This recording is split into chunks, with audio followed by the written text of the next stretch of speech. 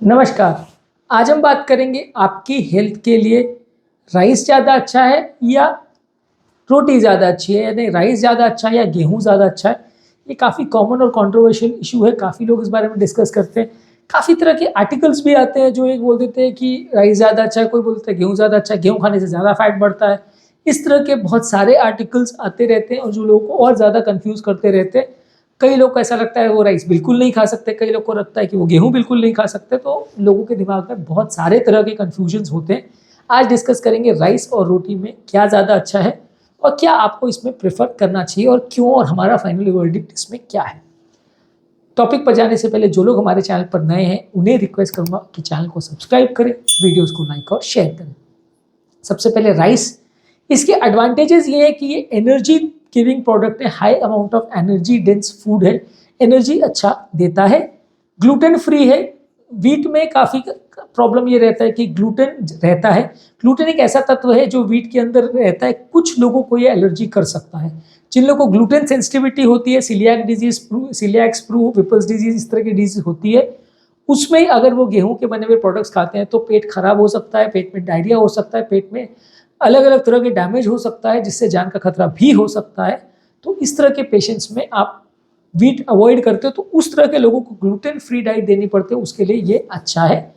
Nutrition की जहाँ तक बात करें, न्यूट्रिएंट इसमें अच्छे हैं, विटामिन मिनरल्स अच्छे हैं। अगर हम ब्राउन राइस को लेते हैं तो, अगर हम रिफाइंड या पॉलिश्ड या वाइट राइस लेते हैं तो उसमें आपको कार्बोहाइड्रेट कंटेंट ही ज़्यादा मिलेगा, जिसमें फाइबर कंटेंट बहुत कम होगा, जो कि वीट के कंपैरिजन में अच्छा नहीं है। फाइबर कंटेंट कम होने से डाइजेशन प्रॉपर नहीं होगा और बाकी फायदे जो फाइबर से रिलेटेड होते हैं वो आपको नहीं मिलेंगे। हमने ऑलरेडी उस पर वीडियो किया है कि फाइबर कंटेंट से क्या फ़ायदा होता है। इसके अलावा अगर आप पॉलिश्ड राइस लेते हो तो उसका ग्लाइसेमिक इंडेक्स भी ज़्यादा होगा, यानी खाना खाने के तुरंत बाद वो शुगर लेवल्स को बढ़ा देगा, जो कि डायबिटिक पेशेंट्स के लिए नुकसानदायक है। डायबिटिक पेशेंट्स में ऐसा खाना खाना चाहिए जिसका ग्लाइसेमिक इंडेक्स लो हो, यानी इनको खाना खाने के बाद आपका शुगर लेवल शूट अप नहीं करना चाहिए, नहीं तो आपका डायबिटीज का कंट्रोल कॉम्प्रोमाइज हो जाएगा। व्हाइट राइस में शुगर लेवल जल्दी बढ़ता है क्योंकि इसका ग्लाइसेमिक इंडेक्स है ज़्यादा। इसके अलावा अगर आप ब्राउन राइस लेते हैं तो कंपेरेटिवली उसमें फाइबर कंटेंट ज़्यादा अच्छा है, विटामिन मिनरल अच्छे हैं, तो उसको आप प्रेफर कर सकते हो, लेकिन व्हाइट राइस अच्छा नहीं माना जाता है। अब बात करते हैं रोटी या चपातीस की या व्हीट की। व्हीट में कंपेरेटिवली जो है फाइबर्स, विटामिन बी कॉम्प्लेक्स के मिनरल विटामिन और मिनरल जैसे कि आयरन, मैग्नीशियम और जिंक, ये ज़्यादा अच्छा होता है। व्हीट का ये फायदा है कि ग्लाइसेमिक इंडेक्स लो है तो धीरे धीरे करके अब्जॉर्ब होता है, तो sugar level suddenly shoot up नहीं करता और इसमें आपको भूख भी जल्दी शांत होती है। तो वेट कम करने के हिसाब से भी व्हीट अच्छा है क्योंकि फाइबर कंटेंट अच्छा है, धीरे धीरे पाचन होगा। हाई ग्लाइसेमिक इंडेक्स वाले फूड में क्या होगा कि आप जैसे ही खाना खाओगे तुरंत शुगर बढ़ जाएगा और आपको उस समय एक बार बॉडी को मैनेज करना मुश्किल पड़ेगा। बाद में जब शुगर ज़्यादा डाउन हो जाएगा तो भी उनको दिक्कत पड़ेगी मैनेज करना, क्योंकि उस समय शुगर लेवल्स सडनली ड्रॉप हो जाते हैं तो भूख ज़्यादा लगती है, तो भूख शांत नहीं होती, आप और खाना खाने लगते हो। तो ये वेट कम कर जो करना चाहते हैं उनके हिसाब से व्हीट ज़्यादा अच्छा है राइस के कंपैरिजन में। और कंपैरेटिवली अगर आप साग सब्जी के साथ, दालों के साथ, कड़ी वगैरह के साथ अगर लेते हो तो व्हीट ज़्यादा अच्छा बैलेंस न्यूट्रिशन देता है, क्योंकि सारी चीज़ों को मिला के वो विटामिन मिनरल्स का जो कलेक्शन बनता है वो ज़्यादा अच्छा है। लेकिन ये है कि व्हीट में भी अगर आप मैदा वाला वर्जन अगर यूज़ करते हो तो उसमें स्टार्च कंटेंट ज़्यादा होता है, तो वो कैलोरी इंटेक के हिसाब से अच्छा नहीं है। होल व्हीट से अगर आप बनाया हुआ आटा लेते हो, यानी पूरा गेहूँ या हस्क के साथ अगर गेहूं को अगर पीस के बनाया गया आटा रहता है तो, या मल्टीग्रेन आटा रहता है, तो उसमें कैलोरी कंटेंट अच्छा रहता है, विटामिन मिनरल कंटेंट अच्छा रहता है। वहीं आप मैदे को अगर यूज़ करते हो तो वो अच्छा नहीं है क्योंकि उसमें स्टार्च का कंटेंट ज़्यादा है। तो ओवरऑल अगर आप ब्राउन राइस लेते हो तो अच्छा है, होल व्हीट या ब्राउन व्हीट लेते हो तो अच्छा है, मैदा ले रहे हो या व्हाइट राइस ले रहे हो तो अच्छा नहीं है। अब बात करेंगे स्पेसिफिक रिक्वायरमेंट के टर्म्स में राइस अच्छा है कि रोटी अच्छी है। जहाँ तक माइक्रो न्यूट्रिएंट्स की अगर बात है, वहाँ दोनों में ही कुछ तरह के न्यूट्रिएंट्स होते हैं। अगर आप पॉलिश्ड राइस लेते हो तो न्यूट्रिएंट्स उसमें कम रहते हैं, अगर आप व्हाइट राइस लेते हो तो उसमें न्यूट्रिएंट्स कम है, ब्राउन राइस लेते हो तो थोड़ा बेटर है।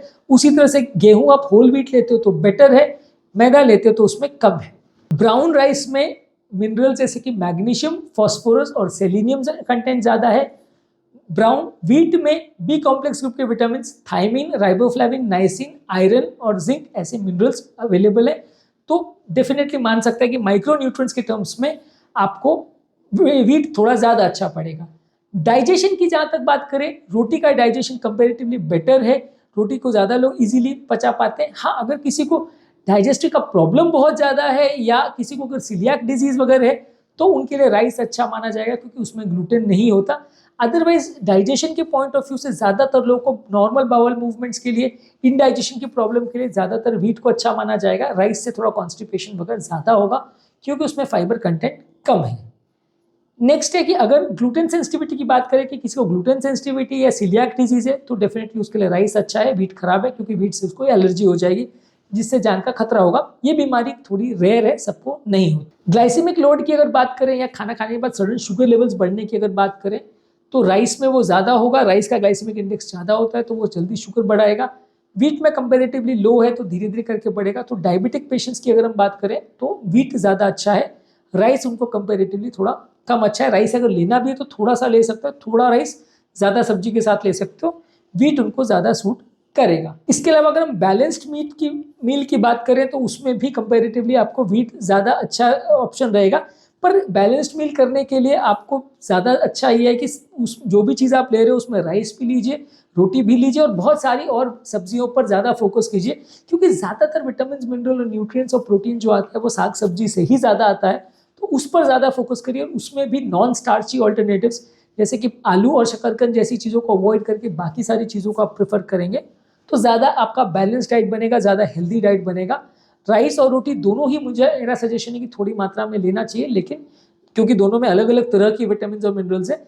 लेकिन जहाँ तक पॉसिबल है अगर आप व्हीट ले रहे हो तो होल व्हीट लीजिए, मैदा मत लीजिए। अगर आप राइस ले रहे हो तो ब्राउन राइस लीजिए, व्हाइट राइस मत लीजिए। अगर वो आपके टेस्ट को सूट करता है तो वो ज़्यादा अच्छा है। फिर भी ये है कि अलग अलग कल्चर्स में, अलग अलग क्विजीन्स में अलग अलग तरह का पैटर्न होता है। कहीं पे राइस ज़्यादा चलता है, कहीं पे व्हीट ज़्यादा चलता है। नॉर्थ इंडिया में व्हीट ज़्यादा होता है, ईस्टर्न इंडिया और साउथर्न इंडिया में राइस ज़्यादा चलता है। तो अलग अलग जगह पे अलग अलग लोग की क्विजीन्स में क्या फिट होता है उस हिसाब से आप देख सकते हैं, इसको एडजस्ट कर सकते हैं। दोनों ही उतनी बुरी चीज़ नहीं है बशर्ते आप उसको ठीक तरह से पकाएं। हेल्थ की अगर आप बात करें तो शायद कंपेरेटिवली व्हीट आपको ज़्यादा अच्छा पड़ेगा। अगर आप रेगुलर तरह से उसको लेते हैं, ब्राउन राइस ले सकते हैं तो वो थोड़ा हेल्दियर होगा than white rice. Topic end करने से पहले जो लोग हमारे चैनल पर नए हैं उन्हें रिक्वेस्ट करूँगा कि चैनल को सब्सक्राइब करें, वीडियोस को लाइक और शेयर करें।